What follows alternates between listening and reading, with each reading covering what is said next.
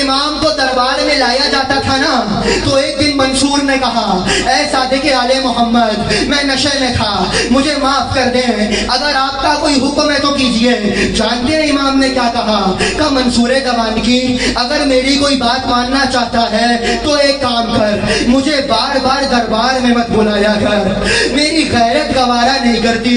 تو شراب کی حالت میں ہوتا ہے، مجھے بار بار دربار میں بلا لیتا ہے، مجھے دربار میں مت بلایا کر۔ ہاں عزاداروں، امام صادق مرد ہیں، مگر مرد کے لیے بھی شرابی کے دربار میں جانا بڑی ذلت کی بات ہے، بڑی تکلیف کی بات ہے۔ سلام امام صادق کی پھوپھی زینب پہ، یزید جیسا شرابی رسی نہ باندھ کے زینب کو لایا گیا، علی کی بیٹی شرابیوں کے مجمع میں۔